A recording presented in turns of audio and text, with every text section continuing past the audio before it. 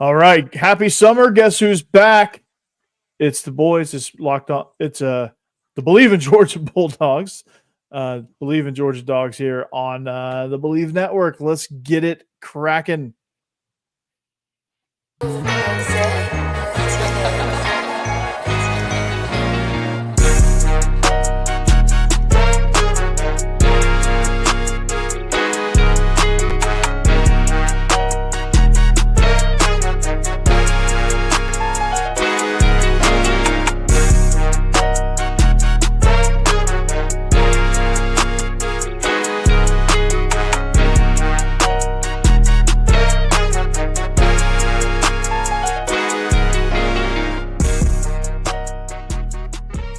All right. Good evening. Happy Tuesday. It is the Believe in Georgia Dogs podcast on the Believe Network, presented by betonline.ag. There is plenty of things to bet on. MLB, NBA Finals, which you better hurry up and bet on that because Boston's probably going to sweep it.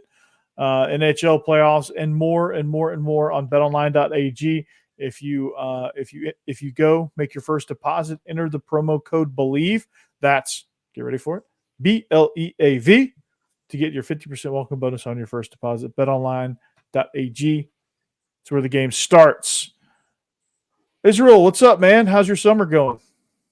What's up, man? It's going good. We're just coming off of a dead week, week before last. So had our first week last week, and we got our first, not really, I guess you call them the OTA tomorrow. So It's going to be interesting to see. We haven't really had any team other than going against each other. Type stuff since our scrimmage game. So it's going to be interesting to see where we're at, kind of to get a lot of work in tomorrow against a quality team, kind of things that they allow here in Georgia so far. So it's always good to work against somebody else because I know you know as well as I do, you get tired of hitting on each other every day. Yeah. Now, is this OTA, is it fully padded or is it helmets? No, it's just helmet. Gotcha. Helmets only.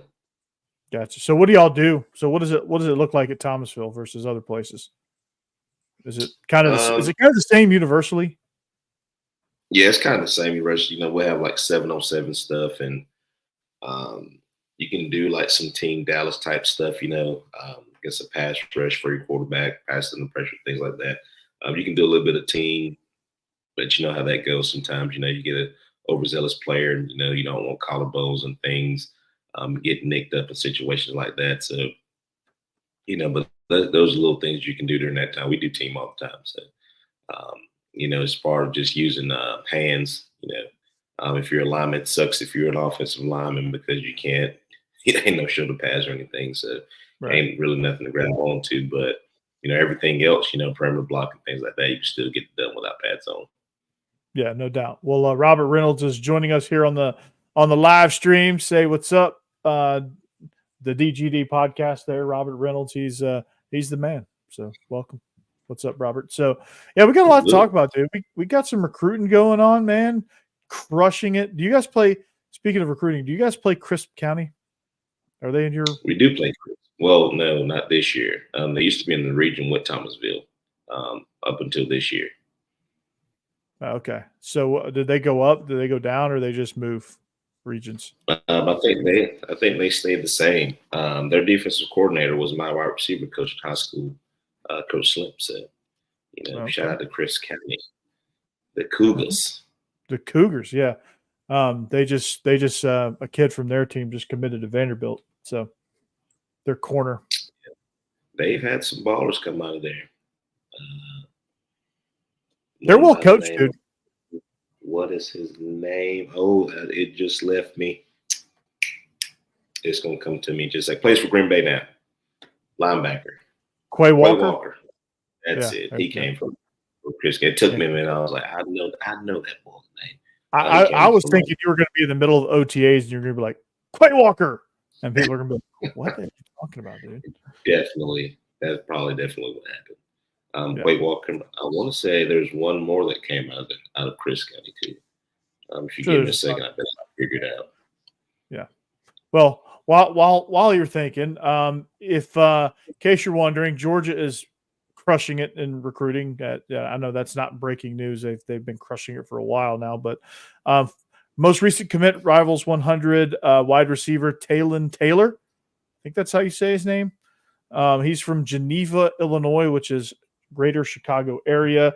Wide receiver, adds electricity to an already electric receiver room. I mean, the dude is, I guess the one, if I had to use one adjective, and you can back me up, or you can say, Corey, you're absolutely nuts. But one adjective I would use is smooth. Yeah, it's really hard to get to that point to even get that characteristic these days. The training and stuff that these kids have now, or they're available to get now, is just ridiculous. So if you're not playing, or you're just an average football player, then that's your fault. Genetically, has a lot to do with it now. But all the resources, things that you have now, to actually get work in, and quality work, and whether it's footwork, whether it's hand-eye coordination, all that stuff. I mean, it's amazing what they can do now. Speed training and things like that. So, I mean, to see this kid and to hear as a high school player somebody say that he's smooth. Last time I heard that was AJ Green say that a player was smooth. Yeah, he just when I think of smooth, I just so effortless looking, just like he's running at a quarter speed and he's running really fast, just getting behind the defenders. Yeah, I'm. It's just one of those things, man. You just love to see, and he moves around a lot too. He can be very versatile. He runs the entire route tree. So let me ask you this though, as a receiver, when you're looking at other receivers, what are some of the things that you look for? Because I know, like, when you start to watch a lot of receivers, watch a lot of film, and you see just different guys, and when you're picking out the differences between the guys and you're saying, okay, this guy's better at this and this guy's better at that, what are you looking for? For the most part, it's one thing I continue to teach my guys. I want to see what you do, one, when the ball's not in your hand, or when you think the ball's not coming to you, because a lot of times people think that receiver, we just run dummy routes. I tell my guys all the time, we don't run dummy routes. You can get the ball anytime. So, that's the biggest thing for me is, how do they move, and how do they practice, or how do they maneuver when the ball's not in their hands? So that's the biggest thing for me. And if they can check all those boxes to where everything is full speed, even on run plays, I mean, that's a really good receiver to me. Can they block on the perimeter? That was a big thing with Coach Eason when I was coming in. They recruited me on blocking on the perimeter. Are you a selfish player? Do you care about stats, or do you care about winning? Because when you win, everything else take care of itself. So, the receiver position is kind of tricky because we are us, and it's us, and then it's DBs as being the most prima donna players on the field.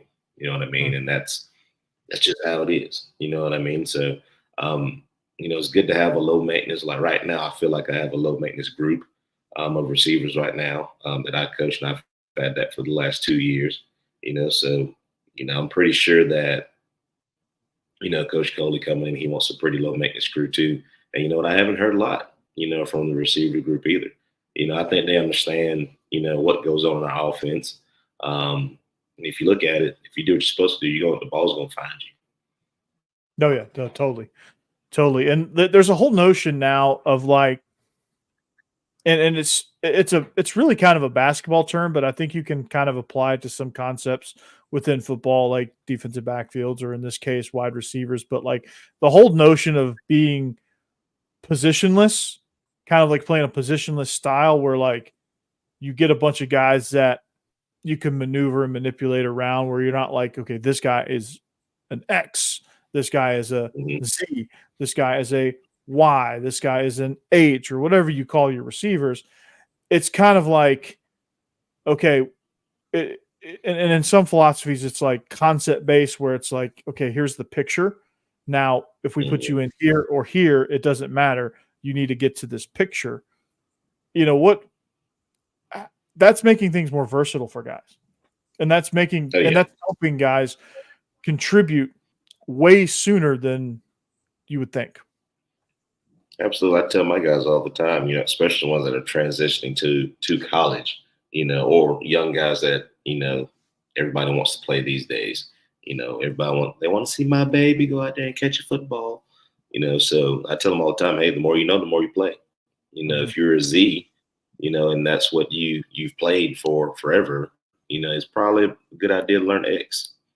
It's probably a good idea to learn at least one of the inside receiving positions.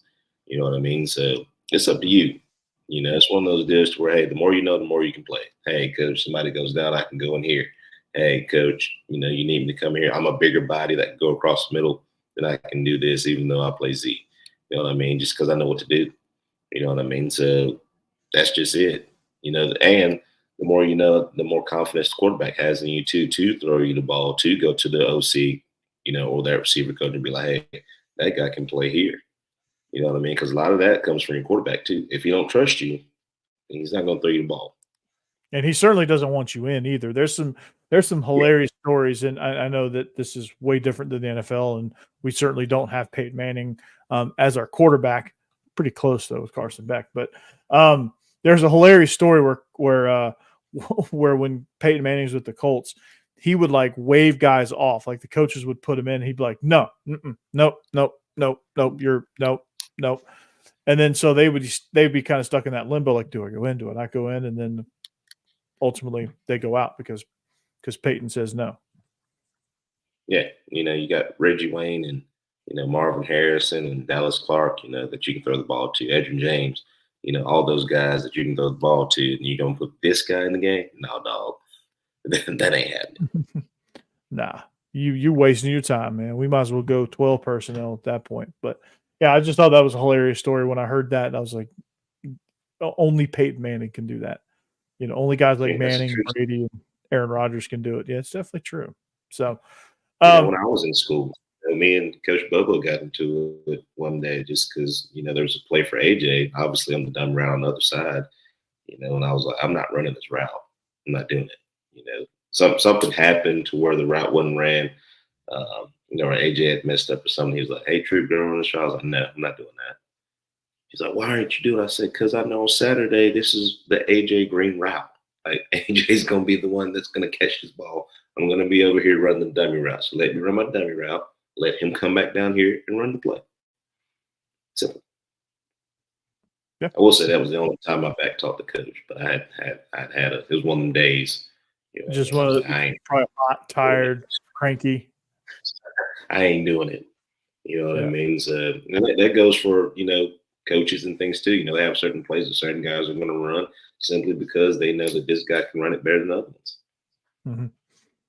Yeah, exactly. We all have it. We all have things drawn up. Hey, you tell your quarterback as a coach, you tell your quarterback, throw to this guy. He's going to be there. Like you can see it developing. You're like, okay, as soon as he breaks it, that corner's going to be in his hip pocket. If you throw it to his upfield shoulder, you give him specific instructions and it's going to be there. And then he throws it to the back shoulder and gets it picked off, of course. Murphy's Law type situation. Yeah. But, it's always funny, but not really in the moment. But it's funny to think it's like, okay, I spent all that time giving you these instructions, and you just spray it. Yeah, so, you just said, F it, I'm going to do what I want. Ball is life. Yeah, ball is life. YOLO. You only live once. So, so I was looking at our list of recruits, and they are all equally impressive. So, my definition of a sleeper is not quite what you would think of a definition of a sleeper as, like somebody that's not quite as good, that could contribute. I think of the way I'm going to define sleeper, because these guys are all good and they can contribute at any moment. But who on this list of commits do you think is the most likely to commit way earlier than expected because of, factors like it's a loaded room, or he might need some time with Coach Sinclair, like any sort of factors that might prevent him from playing early? Who's the guy that's most likely that you think is most likely to kind of break through that? I think the Robinson kid, Todd Robinson from Valdosta. dude, this kid can ball now. You hear me? He's playing quarterback for them right now. Um, and what's one position that you and I always talk about every single year? There's one position every year. We're like, what are we going to do? And that is the cornerback position. Mm-hmm. He plays quarterback right now for them, but he's committed to us as a secondary guy. Big kid, big frame, he can run. So I'm looking forward to him to come in and be that breakthrough player, simply because he's going to be playing a position that he's not used to playing. I'm pretty sure that he'll probably come early, to kind of get those reps and things like that. But I'm looking for him to come in and contribute early, just from an athletic standpoint, just from watching him. And just thinking about this, he committed as a DB. So all the parents and all the coaches out there that's like, hey, my kid's only a quarterback. Well, this kid's a quarterback in high school. He's going to college to play DB for one of the best programs in the nation. So, it's one of those deals to where how big is your ego? So I think out of all the guys that I've seen so far, and with the room that we have, I think the cornerback position is one that he can come in and kind of contribute early, or at least show, that he knows what he's doing to compete for that spot, especially if he comes in the spring.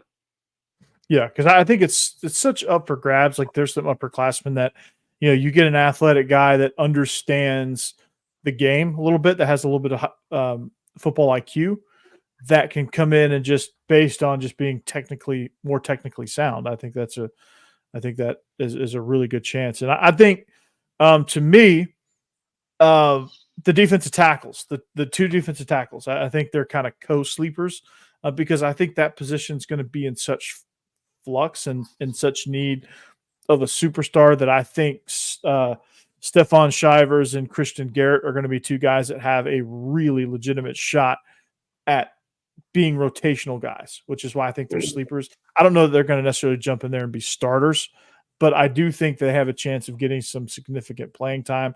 And I kind of lumped them two together because I think they're relatively the same. And they both have equal chance of just kind of jumping into a group that, like the cornerbacks, has a lot of talent, but it's not really defined yet as who's going to be out there when on the first play, or who's going to be rotating in on a frequent basis, or who's just going to be hey, we need somebody for a play, go in, that kind of thing. So I think Christian Garrett, Stephon Shivers fit that bill. Yeah, we got Starks, and you got some household names at safety, you got some household name at running backs, but you don't really have household names at, like you said, D-line and the cornerback position right now. So those are two positions, especially going into the summer, going into fall camp. We'll keep an eye on too, because my boy Nyland Green's not there anymore, unfortunately. So I got to find me a new guy to root for. He went to Syracuse, didn't he? I want to say yes, but I'm not sure. Let's look. I know Let's look that up. Can't root for the guy no more, man. Like Purdue. He's at Purdue. Looks like you're rooting for I'm still rooting for him. He's just wearing a different color jersey. So, but like I said, it's gonna be interesting to see how this thing shakes out, because we're gonna get tested. We're gonna get tested early. But like I said, the good thing is, have you seen our wide receiver room? They got to guard those guys every day. Every day. So if the team comes in with just one receiver, like, all right, cool. We got like 30 of them over here in this one room. Yeah, it's like I said, Thomas Blackshear and Taylin Taylor are walking into a really loaded room. So their opportunities is probably going to be fewer and far between because of the depth of that room. So that's why they are not sleepers, but they're really good. And for them to go ahead and commit, you got to think now, these are receivers. Okay, for them to go ahead and commit as early as they have, just shows, one, the commitment that they have to UGA, and it just shows how good our recruiting process is. It just shows you the things that they believe in, things that Kirby Smart has preached since he's gotten to Georgia, the culture that's been built there has come in. So, now, because of course we have transfer portal and things like that, but for those guys to commit in June, June the 11th, or yesterday or the day before Robinson. It just shows you, hey man, UGA's on the rise, and if you come, you're gonna ball. If you stay, embrace the culture, you're gonna get drafted. Yeah. That's a fact. Oh, that is a fact. I mean, and we've shown, go somewhere and play. Yeah, I mean, we've shown that you don't even have to start to get drafted here. Yes. Who was it? Tyndall, a third-round draft pick. Channing Tyndall, third-round draft pick. Game. Yes, it's insane. Devontae Wyatt, he was kind of like he was a sub, and he got drafted in the first round. He was only a sub because like two generational talents are in front of him at defensive tackle with Jordan Davis and Jalen Carter, but he got drafted in the first round. You don't get a drop off when he comes in. So no, you don't. There's that. You have 3 first-round guys, and sometimes he would get in as kind of like that third defensive end. He would get in as a 4 technique when they would go odd front look sometimes too. So shows you versatile. Mm-hmm. And that's why Green Bay was like, "Yep, okay, I'm convinced. We'll take him." Yeah, well, we got him, and he's been great for them. So here's the question I got for you. Okay, that's enough. That's enough Cruton. Kirby's out there in his Kirby copter. Actually, he's not out there in his Kirby copter because everyone's coming to campus in the month of June on official visits and camps and things. So he's not on the Kirby copter right now. But the season, as it rapidly approaches, as this summer quickly evaporates, Carson Beck, man, is he a legit Heisman contender? Is he like, how do we feel about that? I know, like, with just take our Georgia hats off for a minute and just pretend like we're not super fans, right? Mm-hmm.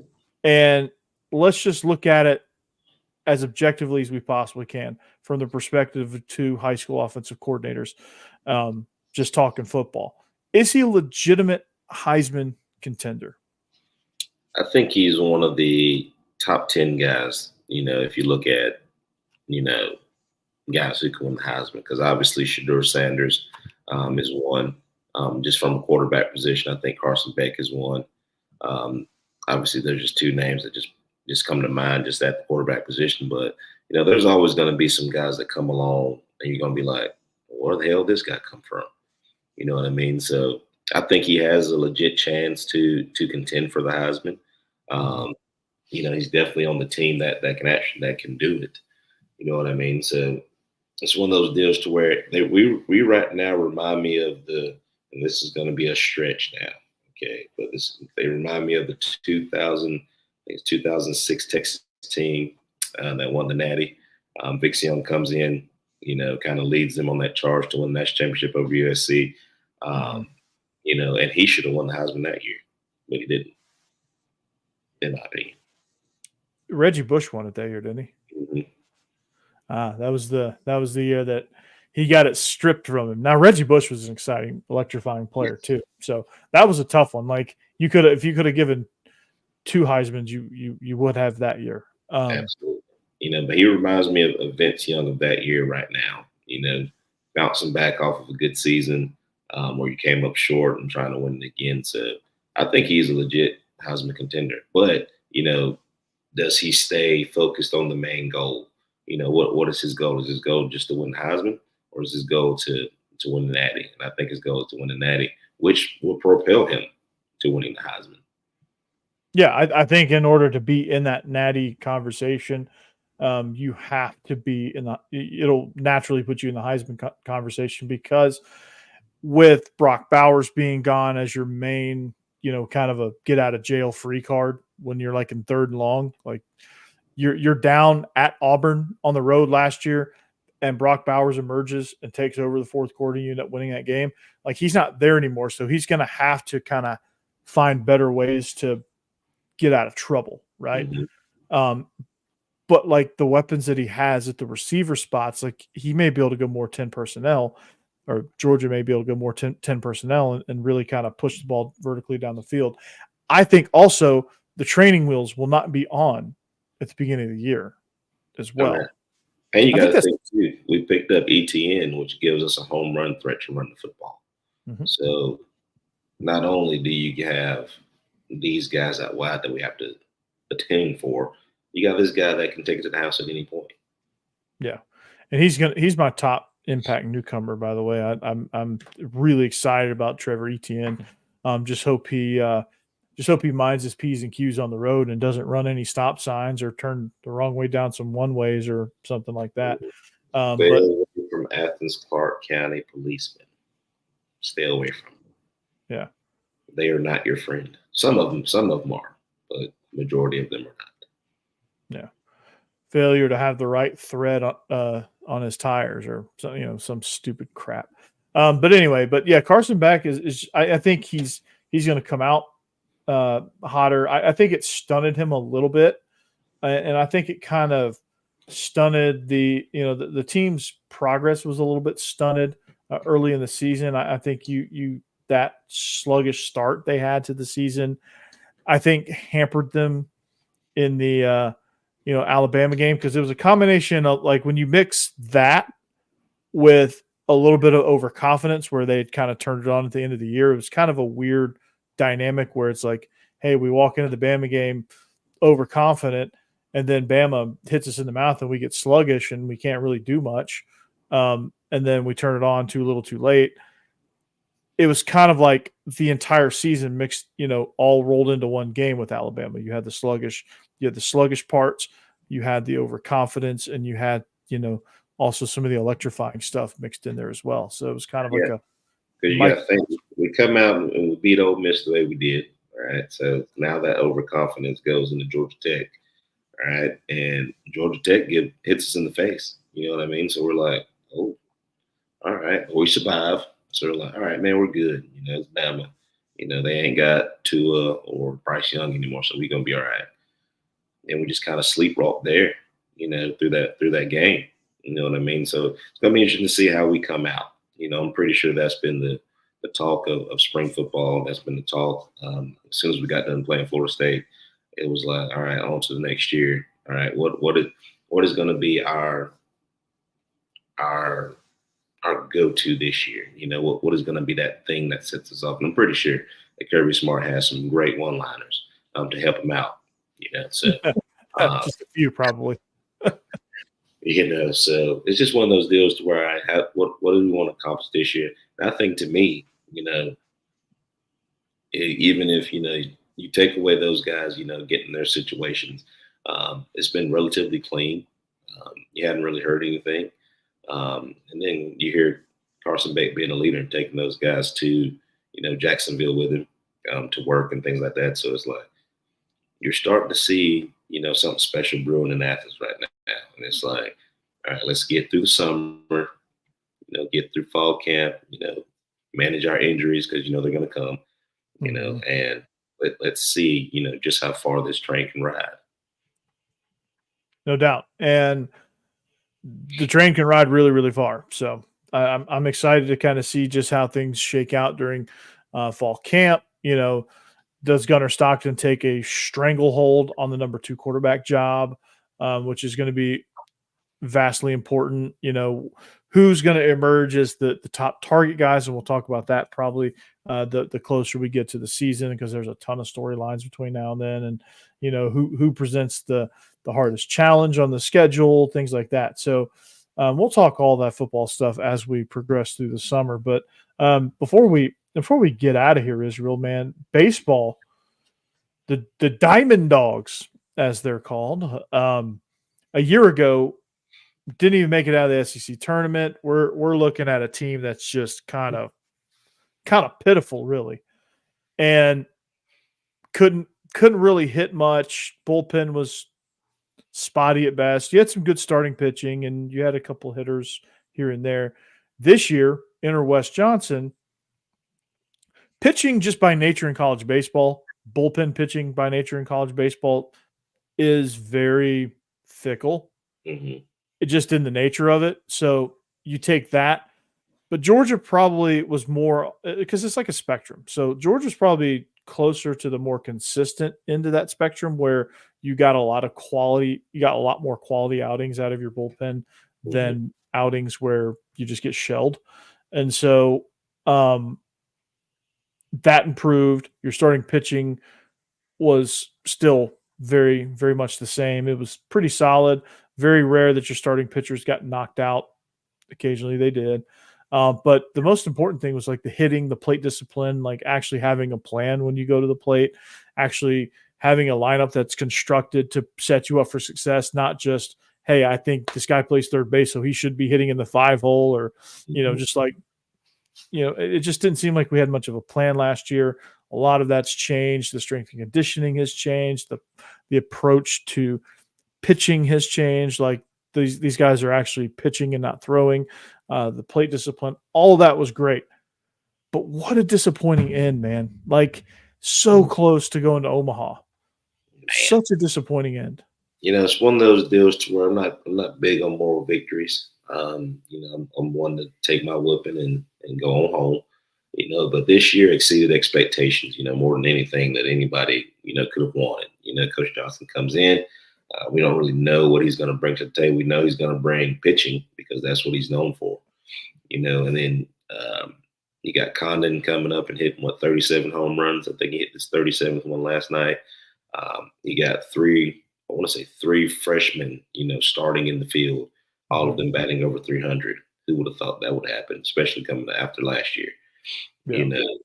To not only compete the way you have to win a couple series that you definitely shouldn't have won, to sweep a couple series that you definitely shouldn't have swept, to win some of the big games, the comeback wins that we've had all season, to see the excitement back in Athens for baseball, seeing everybody there, seeing a couple of my old teammates from the baseball team there last night on TV, it was huge. And you just see the excitement back in Athens for baseball.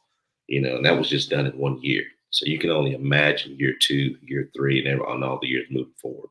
Mm-hmm. What this does for recruiting. What this does for transfer portal guys. I really, really wanted us to be in Omaha, and I'm pretty sure all of our fan base did too as well. But us not going to Omaha is not the all end, end all be all. Because what we did was solidify, hey, Georgia baseball's here.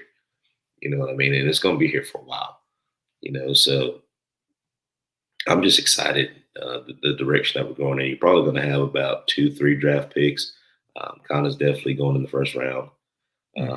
So, the biggest effect that it had, this year was for recruiting, for the future moving forward. And I think Coach Johnson has done a phenomenal job with this group, of the whole coaching staff in general, of taking what they had. It's literally one of those things where, hey, this is what we got.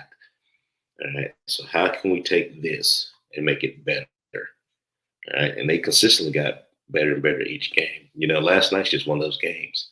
You know what I mean? It's just like, when we were down 4-2 and they hit the home run, made it 5-2, I was like, yep, it's one of those games. Just can't seem to leaving guys on base just about every inning didn't help. They got 9 hits and we got 2. You know what I mean? And that's baseball. It is going to happen. Baseball is so different than football, because in football, obviously this guy's bigger than him, so he's actually gonna, you kind of see it as it's unfolding. But you got to touch all 4 of them bases. You know what I mean? And you got to have a lot of luck. NC State got real lucky last night. I mean, you struck Condon out 2 times, 3 times last night, other than the last event that he had. You know what I mean? So it's one of those deals to where, of course, it's disappointing because we didn't win. We were hosting it at home and we didn't win. But at the same time, the future is bright for Georgia. So, hey, lick your wounds, get back up, and we got to go to work. Yeah, NIL, all season work, portal, recruiting, and let's rinse and repeat, man, because Georgia was a non-factor last year.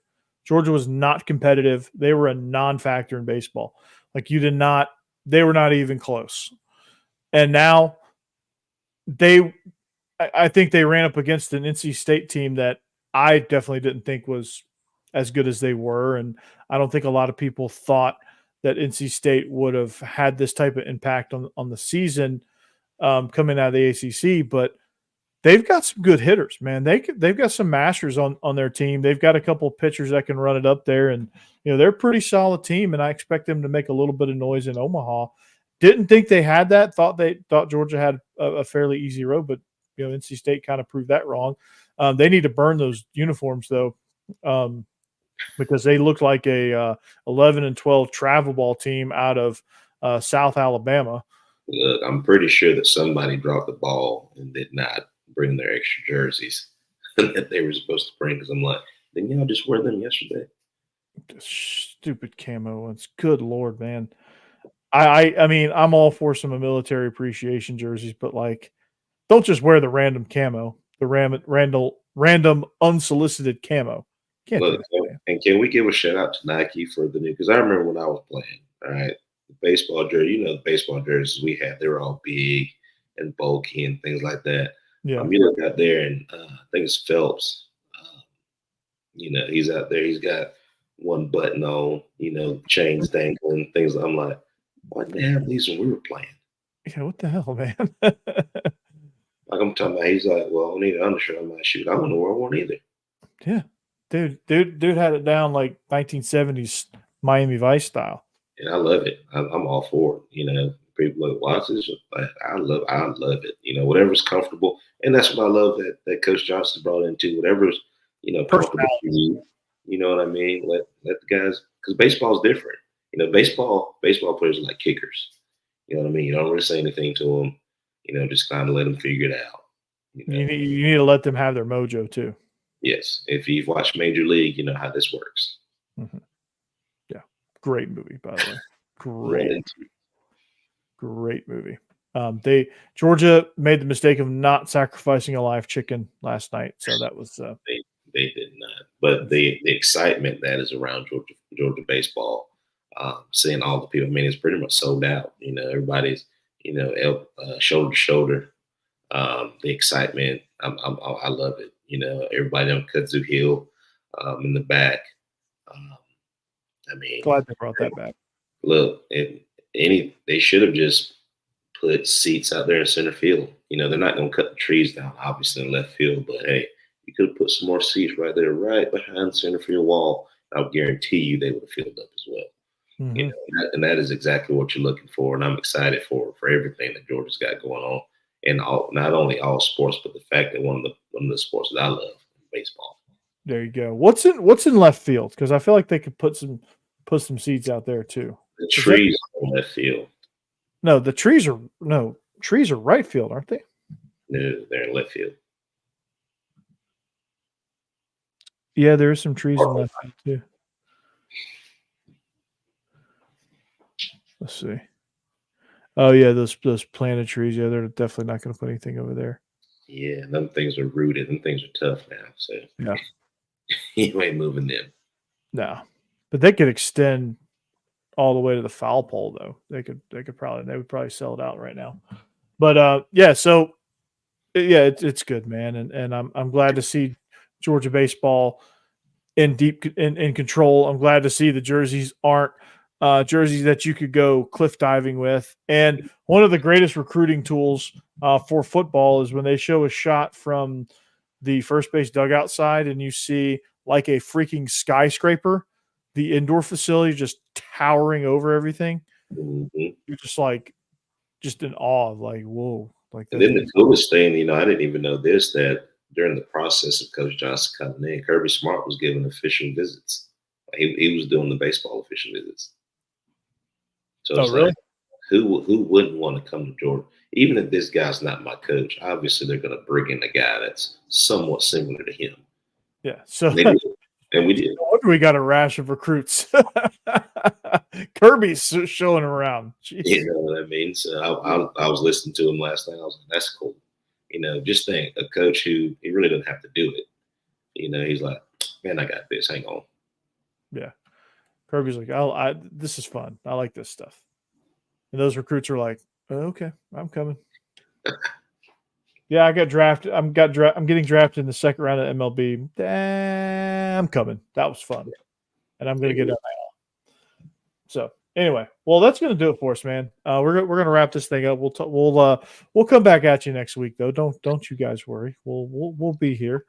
And the Israel Troop is going to lead Thomasville to a state championship, and it's going to be all good. It's going to start with tomorrow's OTA, though. So good luck on that tomorrow. Papa was at practice today, so I don't think that he expects anything less than that. He comes up, "What's up, young man?" He's been calling me that ever since I've been in school. "What's up, young man?" I'm like, "What's up, coach? What's going on?" He said, "Are you being nice to him today?" I said, "I'm being as nice as I can be for now." He was like, "Okay, I understand." He just smiles and walks off. Oh, you gotta love that, man. Those interactions are great. So, but anyway, every day, all the time, he's still training quarterbacks right now. So hey, if anybody needs quarterback coach, George Bubba, Thomasville, Georgia, there it is, right there. He's available. Go get it.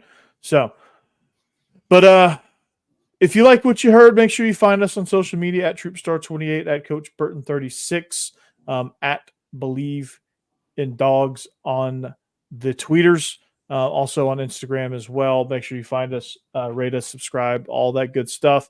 And we'll see you back here next week. Better than ever. It's the Believe in Georgia Dogs podcast on the Believe Network. Peace out. Go Dogs. Go Dogs.